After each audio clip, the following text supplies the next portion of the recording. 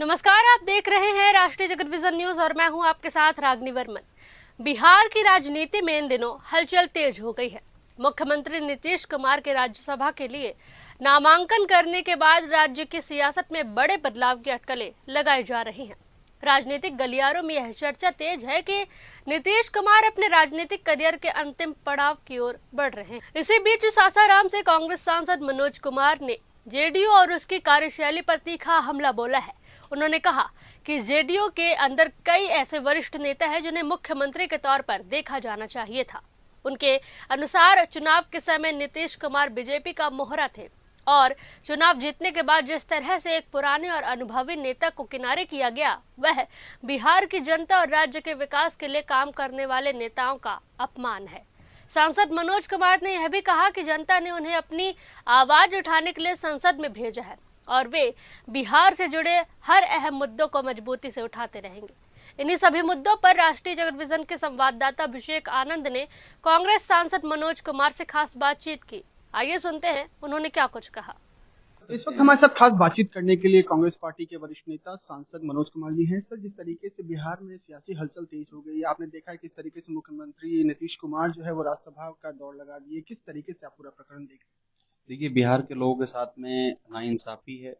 बिहार का लोगों ने जो मैंडेट दिया, जो वोट दिया, जो मत दिया, उसका हत्या है। बिहार का लोग वोट इसलिए दिया था कि मुख्यमंत्री जी आदरणीय नीतीश जी चेहरा थे, और आपने तो 25 नीतीश, 30 नीतीश आपने बोला था ना, मंच लगा लगा करके बोला था। वोट तो आप ले लिए और आज आप चले राज्यसभा सांसद। तो यहाँ देखिए, we are the public servant. हम मालिक नहीं है कि हमारा जो इच्छा है वो हम करेंगे। यहाँ जनता जो चाहती है ना, वही सर्वोपरि है, उसके लिए हमें करना होगा, क्योंकि हम नौकर हैं ना। ये तो इसका परिभाषा तो बेहतर जानते हैं आदरणीय नीतीश जी। वो तो हमसे बेहतर जानते हैं ना कि जनता का कैसे सेवा करना है। अब आज कैसे बिहार के लोगों को छोड़ करके वो राज्यसभा आ रहे हैं, जबकि कैबिनेट में बहुत सारा वो पद को, बड़ा बड़ा पद को सुशोभित किए हैं। रेल मिनिस्टर रहे हैं, कृषि मंत्री रहे हैं, राज्य मंत्री रहे हैं, मतलब बहुत सारा पद को सुशोभित किया है। अब आज कौन सी पहाड़ टूट गई, क्या लाचारी हो गई, ये मैं नहीं कह रहा हूं, ये उनके लोग पूछ रहे हैं। जनता दल यूनाइटेड के लोग पूछ रहे हैं, कार्यकर्ता पूछ रहे हैं कि क्या लाचारी हो गई, क्या आज हमारे नेता बिहार को छोड़ करके और चले राज्यसभा सांसद। ठीक है, राज्यसभा सांसद में आप लेके आ रहे हैं। बीजेपी एक तरफ कह रहा है कि हम तो नीतीश जी के निर्णयों का सम्मान करते हैं। तो ठीक है, अगर आप सम्मान ही कर रहे हैं बिहार के लोगों को, तो आप उनको डिप्टी प्राइम मिनिस्टर बना दीजिए, आप उनको मतलब गृह मंत्री जी का पद दे दीजिए। तब तो बिहार के लोगों को लगेगा कि नहीं भाई, आप सम्मान, प्रधानमंत्री आप नहीं बना सकती, ये आप भी जानते हैं, हम भी जानते हैं।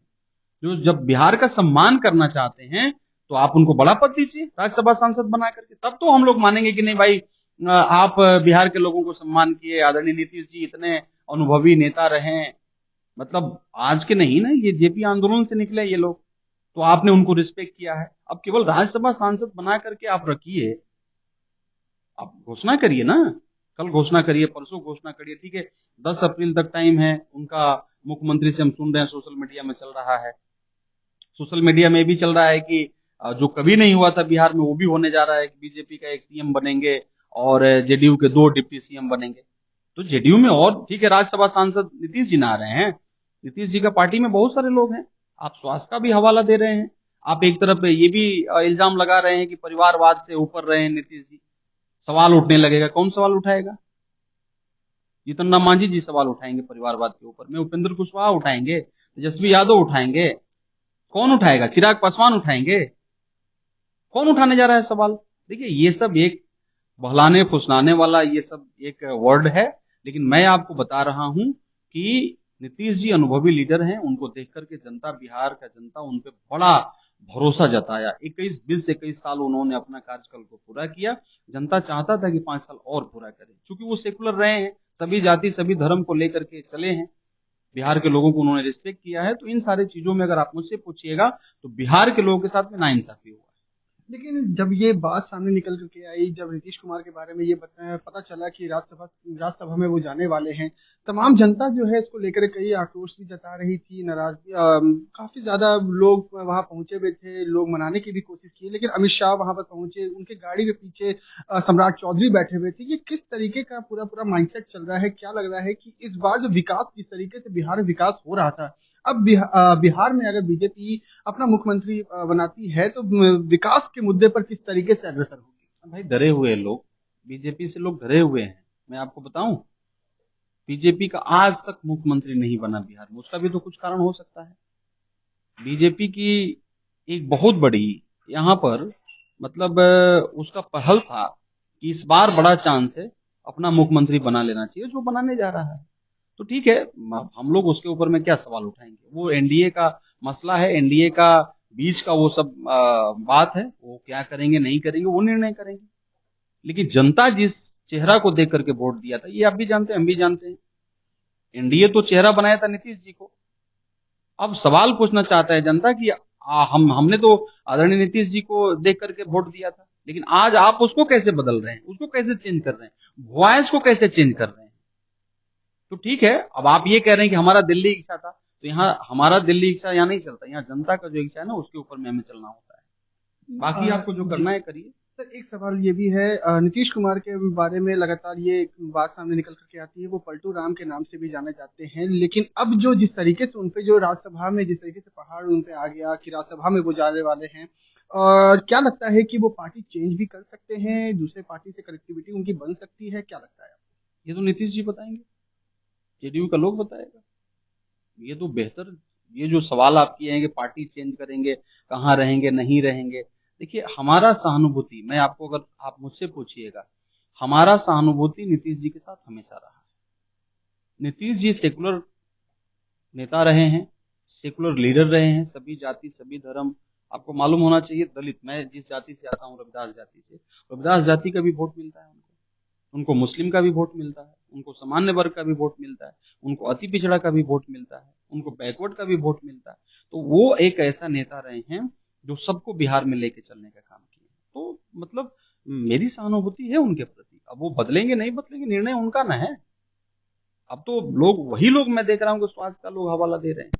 अच्छा ठीक है, मतलब आप ये कह रहे हैं कि उनका स्वास्थ्य खराब हो गया, तो स्वास्थ्य खराब हो गया तो ये बात तो आप चुनाव में बता सकते थे, कोई दूसरा चेहरा बना सकते थे, पता चल गया होता। लेकिन आपने उनको चेहरा बना करके वोट ले लिया, और आज आप बिहार की जनता को कह रहे हैं कि अब ये चले दिल्ली राज्यसभा सांसद बनने चले। तो ठीक है, यहाँ बड़ा पद दीजिए, तब तो बिहार का सम्मान होगा ना। नहीं तो बिहार के लोग तो यही सोचेंगे कि हमारे साथ में धोखा हो गया, ना इंसाफी हो गया, हमारा वोट को लोगों ने चुरा लिया। महिलाएं चिल्ला रही है, मैं नहीं कह रहा हूं भाई, ये सवाल आपके लोग पूछ रहे हैं, उसका जवाब आपको देना चाहिए। सर, आखिरी सवाल है ये, बिहार से हट करके है, जिस तरीके से आपने देखा बीते दिनों किस तरीके से गवर्नर के इस्तीफे की बात आई, ममता बनर्जी ने इस पे शोक जताया है कि अचानक से उनको इस्तीफा देना पड़ा, सीवी आनंद बोस को इस्तीफा देना पड़ा। ये किस तरीके से पूरा प्रकरण चल रहा है? क्योंकि एसआईआर का मुद्दा लगातार वहां पे सवाल खड़े कर रहा है। 60 लाख, कल भी कांग्रेस पार्टी की तरफ से एक प्रेस कॉन्फ्रेंस किया गया था, 60 लाख वोटर्स जो है उनको वंचित किया जा रहा है। किस तरीके से आप देखिए? देखिए, ये मसला जो है ना, ये जो शुरुआत एसआईआर का हुआ था बिहार से हुआ था। आपने तो देखा किस प्रकार से हम लोगों ने रोड पे चिल्लाया, सदन में चिल्लाया, लेकिन सरकार को पता नहीं, सरकार केवल घुसपैठी घुसपैठी। अब तो मैं आपके माध्यम से पूछना चाहता हूँ कि बिहार में कितने घुसपैठिया थे, अब तो आपके पास नंबर होगा, अब तो क्लियर हो गया ना, आपने वोट काट भी दिया, आप चुनाव भी जीत गए, एसआईआर भी हो गया, तो अब तो बता दीजिए देश के लोगों को कि बिहार में कितने घुसपैठिया मिले। अभी भी मैं देखा अररिया में, वहां आदरणीय हमारे गृह मंत्री जी गए थे, तो उन्होंने कहा मन से कि घुसपैठियों को हम नहीं रहने देंगे। अब तो नंबर बता दीजिए कि कितने घुसपैठियां। दूसरा सवाल, देखिए इनके रहमो कर्मों पर जो इनके साथ चलेगा, इनके बातों को मानेगा, इनको खुश रखेगा, वो राज्यपाल रहेगा, मुख्यमंत्री रहेगा, नहीं तो मिनटों में हटेगा। ये तो उपराष्ट्रपति जी को भी आपने देखा, धनखड़ साहब को सदन के भाग थे ना हम लोग, आप लोग भी देखे होंगे, न्यूज चलाए होंगे, धनखड़ जी हटे थोड़ी नहीं थे, हटाया गया था, वो भी स्वास्थ्य का हवाला दिए थे। तो इन सारे चीजों को देखिए, अब देश जो है ना वो धीरे धीरे जानना शुरू कर दिया। अब देश को बहुत ज्यादा गुमराह नहीं कर सकते, देश के लोगों को बहुत ज्यादा विचलित नहीं कर सकते। बेरोजगारी चरम सीमा पर है, गरीबी चरम सीमा पर है, किसानों का हालात देख रहे हैं, बेरोजगार हमारे भाई पढ़ लिख करके कितने रोड पे घूम रहे हैं, इन सारे मुद्दों को आप डाइवर्ट नहीं कर सकते।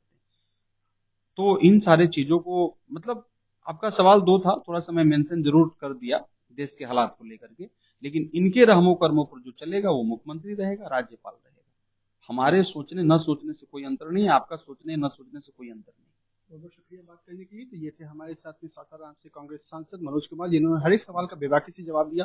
वीडियो जर्नलिस्ट राहुल के साथ अभिषेक आनंद, राष्ट्रीय जगत विजन न्यूज, दिल्ली। फिलहाल इस खबर में बस इतना ही। देश प्रदेश की तमाम बड़ी खबरों से अपडेटेड रहने के लिए हमारे चैनल को सब्सक्राइब करें और नई खबरों के नोटिफिकेशन के लिए बेल आइकॉन जरूर दबाएं। नमस्कार।